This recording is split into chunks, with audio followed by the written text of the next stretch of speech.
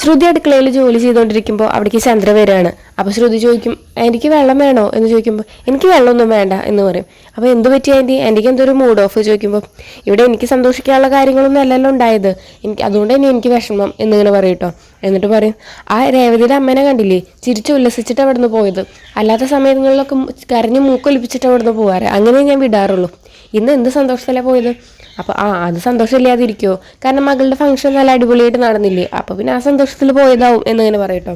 അപ്പോൾ പറയും, അവൾ കണ്ടില്ലേ അവളുടെ മകളുടെ പരിപാടികൾക്കൊക്കെ ഇവിടേക്ക് വരുന്നുണ്ട്, നിന്റെ അച്ഛനോ ആരെങ്കിലും നിന്റെ വീട്ടുകാർ ആരെങ്കിലും ഇവിടേക്ക് വന്നിട്ടുണ്ട് എന്തെങ്കിലും പരിപാടിക്ക്? ഒന്നും വന്നിട്ടില്ലല്ലോ എന്നിങ്ങനെ പറയും. എന്നിട്ട് ചന്ദ്ര പറയും, നിന്റെ അമ്മ ജീവിച്ചിരിപ്പുണ്ടായിരുന്നെങ്കിൽ അസുഖമൊന്നും വന്ന് മരിച്ചിട്ടില്ലായിരുന്നെങ്കിൽ വരുമായിരുന്നു അല്ലേ എന്നിങ്ങനെ പറയട്ടോ. അപ്പോൾ ശ്രുതിക്കാകെ സങ്കടമാവുകയാണ്. എന്നിട്ട് ചന്ദ്ര അവിടെ നിന്ന് പോയ സമയത്ത് ശ്രുതിയുടെ അമ്മേനെ വിളിക്കുകയാണ് കേട്ടോ. എന്നിട്ട് ചോദിക്കും, അമ്മ ഇന്നിങ്ങനെ ഇവിടെ ഫംഗ്ഷൻ ആയിരുന്നു എന്നൊക്കെ അങ്ങനെ പറയും. അപ്പം എല്ലാവരും കൂടി ഇരിക്കുമ്പോൾ നിനക്ക് ആരും ഇല്ലാത്ത പോലെ തോന്നിയിട്ടുണ്ടാവൂലേ, അതല്ലേ നീ എന്നെ വിളിച്ചത് എന്നൊക്കെ അങ്ങനെ പറയും. അപ്പോൾ ശ്രുതി പറയും, ഞാൻ എന്തായാലും അടുത്ത ആഴ്ച അങ്ങോട്ട് വരാം, എനിക്ക് നിങ്ങളെ രണ്ടാളെയും കാണണം, പിന്നെ ശ്രുതി വരുന്നുണ്ട് തോന്നുന്നു, അമ്മ വെച്ചോ എന്ന് പറഞ്ഞിട്ട് വെക്കുകയാണ് കേട്ടോ. അങ്ങനെ ശ്രുതിക്കാണെങ്കിൽ കാലിന് വയ്യ, കാല് വേദനിക്കുന്നുണ്ട്, ശ്രുതിനെ കൊണ്ട് ഇങ്ങനെ ഹാളിലിരുന്ന് തടവിപ്പിക്കുകയാണ്. അപ്പോൾ നമ്മുടെ രവി പറയും, അതെ നിങ്ങൾ ഹോസ്പിറ്റലിൽ പോകാൻ നോക്കി നോക്കും, വെറുതെ തടവിയിട്ട് ഞരമ്പന് എന്തെങ്കിലും പറ്റാൻ നിൽക്കണ്ട എന്നിങ്ങനെ പറയും. അപ്പോൾ ശ്രുതി പറയും, എൻ്റെ ശ്രുതി പറ്റി കഴിഞ്ഞാൽ എനിക്കൊരു കുഴപ്പമില്ല എന്നിങ്ങനെ പറയും കേട്ടോ. അങ്ങനെ ഇരിക്കുമ്പോഴാണ് അച്ഛമ്മ അടുക്കളയിൽ നിന്ന് കുറേ സാധനങ്ങളൊക്കെ കയ്യിൽ പിടിച്ചിട്ട് വരികയാണ്. അപ്പോൾ എന്നിട്ട് സച്ചി രേവതി എന്നിങ്ങനെ വിളിക്കും കേട്ടോ. അപ്പോൾ എന്തിനാ അവരെ വിളിക്കണേന്ന് ഇങ്ങനെ ചന്ദ്ര ചോദിക്കും. അപ്പോൾ അവരെ നിന്ന് ഒന്ന് ഒഴിഞ്ഞിടാന്ന് വെച്ചിട്ടാണ്, കാരണം ഇന്ന് എല്ലാ കണ്ണുകളിലും അവരുടെ മേലായിരുന്നില്ലേ എന്ന് പറയും.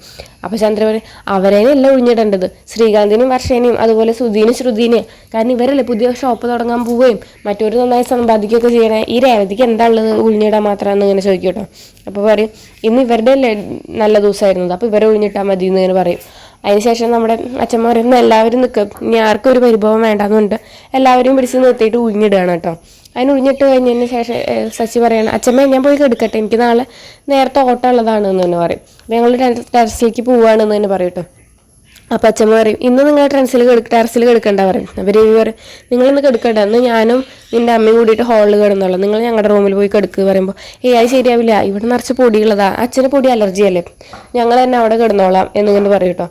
എന്നിട്ട് അപ്പോൾ നമ്മുടെ അച്ഛമ്മ പറയും, ഇവിടെ ആ ഒരു മുറി മാത്രമല്ലല്ലോ ഉള്ളത്, ഇവിടെ വേറെയും കുറേ ആൾക്കാരുണ്ടല്ലോ, അവരുടെയൊക്കെ മുറി ഉണ്ടല്ലോ എന്ന് പറയുമ്പോൾ ചന്ദ്ര പറയും, അവരൊന്നും മാറി കിടന്നാൽ ശരിയാവില്ല, വർഷയ്ക്ക് നാളെ നേരത്തെ നീട്ടിട്ട് ഡബ്ബിങ്ങിന് പോകണം, അതുപോലെ ശ്രുതിക്കും ജോലിക്ക് പോകണം എന്നൊക്കെ എന്നെ പറയും കേട്ടോ. അപ്പോൾ ഈ റൂമിൽ പോകുന്നുള്ള പേടി കാരണം ശ്രുതി എന്ത് ചെയ്യും, ശ്രുതി പറയും, ശ്രുതി നിനക്ക് നാളെ നേരത്തെ പോകണ്ടേ, വായു നമുക്ക് പോകാമെന്ന് പറഞ്ഞിട്ട് വേഗം കയറി പോവുകയാണ് കേട്ടോ റൂമിലേക്ക്. അങ്ങനെ അവർ റൂമിൽ പോയി കിടക്കുകയാണ്. അപ്പോൾ വർഷയും ശ്രീകാന്ത് പറയും, ഇന്ന് നിങ്ങൾ രണ്ടാളും ഞങ്ങളുടെ റൂമിൽ കിടന്നോ എന്ന് തന്നെ പറയും. അപ്പോൾ ചന്ദ്ര ചോദിക്കും, വർഷ നീ എന്തറിഞ്ഞിട്ടായി പറയണേ, നീയൊന്നും പുറത്ത് കിടക്കേണ്ട കുട്ടിയാണോ എന്നങ്ങനെ ചോദിക്കും. അയ്യോ അതിനെന്താ ആൻറ്റി, ഒരു ദിവസത്തെ കാര്യമല്ലേ, അവരിവിടെ കിടന്നോട്ടെ എന്ന് തന്നെ പറയും കേട്ടോ. അപ്പോൾ അതൊന്നും വേണ്ട, ഞങ്ങൾ ടെറസിൽ കിടന്നോളാന്ന് പറഞ്ഞിട്ട് സച്ചി നേരെ ടെറസിലേക്ക് കയറി പോവുകയാണ്. അങ്ങനെ കുറച്ച് കഴിയുമ്പോൾ വർഷ നമ്മുടെ രേവതിനെ വിളിക്കുകയാണ് കേട്ടോ റൂമിലേക്ക്. എന്നിട്ട് വർഷ റൂമിലേക്ക് രേവതി വരുമ്പോൾ ചോദിക്കും, ചേച്ചി വന്നോ എന്നതിനെ ചോദിച്ചിട്ട് ഒരു ബാഗ് ഇങ്ങനെ എടുത്ത് കൊടുക്കുകയാണ്. അപ്പോൾ ഇതെന്താ ചോദിക്കുമ്പോൾ, ഇത് ടെൻറ്റാ, നിങ്ങളെന്തായാലും ഒന്ന് മുകളിലല്ലേ കിടക്കണേ, അപ്പോൾ നിങ്ങൾക്കിത് ഉപയോഗിച്ചുകൂടെ എന്ന് പറഞ്ഞിട്ട് ടെൻറ്റ് കൊടുക്കുകയാണ് കേട്ടോ. അപ്പോൾ ആ ടെൻറ്റും ജഗ്ഗിൽ വെള്ളമൊക്കെ ആയിട്ട് രേവതി സച്ചിയുടെ അടുത്തേക്ക് മുകളിലേക്ക് കയറി പോകുന്നതൊക്കെയാണ് ഇന്നത്തെ എപ്പിസോഡിൽ. അപ്പോൾ നിങ്ങൾക്ക് എൻ്റെ വീഡിയോ ഇഷ്ടമാവുകയാണെങ്കിൽ ലൈക്ക് ചെയ്യുക, ഷെയർ ചെയ്യുക, സബ്സ്ക്രൈബ് ചെയ്യുക, സപ്പോർട്ട് ചെയ്യുക.